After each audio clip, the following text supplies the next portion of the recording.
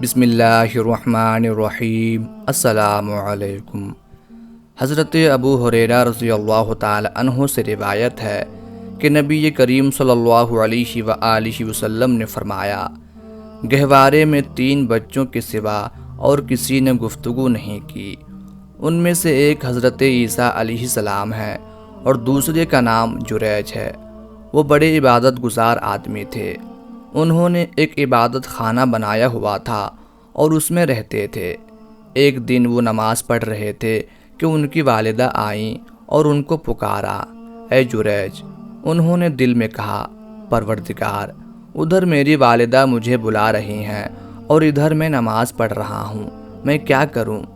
آخر وہ نماز میں ہی مشغول رہے۔ والدہ واپس چلی گئیں۔ اگلے دن پھر آئیں اور وہ نماز پڑھ رہے تھے۔ والدہ نے پکارا، اے جریج۔ انہوں نے پھر یہی کہا کہ پروردگار، میں کیا کروں؟ ایک طرف میری والدہ مجھے بلا رہی ہے اور دوسری طرف میں نماز پڑھ رہا ہوں۔ آخر وہ نماز میں مصروف رہے۔ پھر جب اس سے اگلا دن آیا تو پھر ان کی والدہ ان کے پاس آئیں اور وہ نماز میں مشغول تھے۔ والدہ نے پکارا، اے جریج۔ جریج نے کہا کہ پروردگار، میں کیا کروں؟ ایک طرف میری والدہ مجھے بلا رہی ہے اور ادھر میں نماز پڑھ رہا ہوں۔ چنانچہ وہ اس بار بھی نماز میں مشغول رہے اور نماز نہیں توڑی۔ اس پر ان کی والدہ نے غصے ہو کر بد دعا کی، اے اللہ، اس وقت تک اسے موت نہ آئے جب تک یہ زانیہ عورتوں کا چہرہ نہ دیکھ لے۔ جریج کی عبادت کا تذکرہ عام زبان زد ہونے لگا۔ ایک زانیہ عورت تھی جس کے حسن کی مثال دی جاتی تھی۔ اس نے ایک دن بنی اسرائیل سے کہا کہ اگر تم چاہو تو میں تمہاری خاطر اس جریج کو فتنے میں ڈال دوں۔ راوی کہتے ہیں کہ وہ زانی عورت ان کے سامنے آئی اور ان سے گفتگو کی، لیکن انہوں نے اس کی طرف کوئی التفات نہیں کیا، یعنی اس کی خواہش پوری کرنے سے انکار کیا۔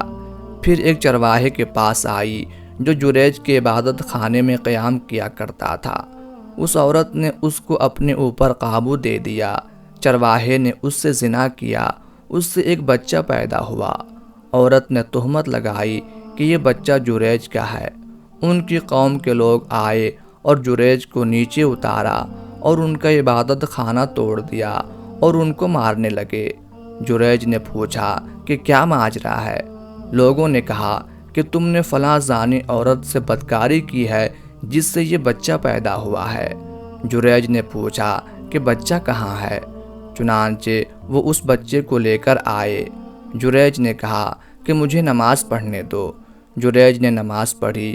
نماز سے فارغ ہونے کے بعد بچے کے پاس آئے اور اس سے پوچھا کہ اے بچے، تمہارا باپ کون ہے؟ بچہ بول پڑا کہ فلاں چرواہا میرا باپ ہے۔ اس پر ان کی قوم شرمندہ ہوئی اور کہنے لگی کہ ہم آپ کا عبادت خانہ سونے کا بنائیں گے۔ لوگ ان کو چومنے لگے اور تبرکاً ہاتھ پھیرنے لگے۔ جریج نے کہا، نہیں، مٹی ہی کا بنے گا۔ چنانچہ لوگوں نے ایسا ہی کیا۔ ایک اور واقعہ اس طرح ہے کہ ایک بنی اسرائیل کی عورت تھی، اپنے بچے کو دودھ پلا رہی تھی۔ قریب سے ایک سوار نہایت وجیح اور خوش پوش گزرا۔ اس عورت نے دعا کی کہ اے اللہ، میرے بیٹے کو بھی ان جیسا بنا دے۔ بچے نے ماں کی چھاتی کو چھوڑا اور ماں کی طرف متوجہ ہو کر بول پڑا کہ اے اللہ، مجھے ایسا نہ بنانا۔ پھر اس کے سینے سے لگ کر دودھ پینے لگا۔ حضرت ابو ہریرہ رضی اللہ تعالی عنہ فرماتے ہیں کہ جیسے میں اس وقت بھی دیکھ رہا ہوں کہ نبی کریم صلی اللہ علیہ وآلہ وسلم اپنی انگلی چوس رہے ہیں بچے کے دودھ پینے کی کیفیت بیان کرتے وقت۔ پھر ایک باندی اس کے قریب سے گزری جسے لوگ مار مار کر لیے جا رہے تھے اور کہہ رہے تھے کہ تو نے زنا کیا ہے، تو نے چوری کی ہے، اور وہ کہہ رہی تھی کہ حسبی اللہ و نعم الوکیل۔ اسے دیکھ کر اس عورت نے دعا کی، اے اللہ، میرے بیٹے کو اس جیسا نہ بنانا۔ بچے نے فوراً دودھ چھوڑا اور ماں کی طرف دیکھ کر کہا کہ اے اللہ، مجھے اس جیسا بنا دے۔ پھر دونوں کی باہم گفتگو ہوئی۔ عورت نے کہا کہ ایک خوش لباس اور وجیح آدمی گزرا۔ میں نے کہا، اے اللہ، میرے بچے کو اس جیسا بنا دے، مگر تم نے کہا کہ اے اللہ مجھے اس جیسا نہ بنانا۔ پھر اس باندی کو قریب سے لوگ لے کر گزرے جس کو وہ مار رہے تھے اور کہہ رہے تھے کہ تو زانیہ ہے اور تو چورنی ہے۔ میں نے دعا کی کہ اے اللہ میرے بیٹے کو اس جیسا نہ بنانا، مگر تم نے کہا کہ اے اللہ مجھے اس جیسا بنا دے۔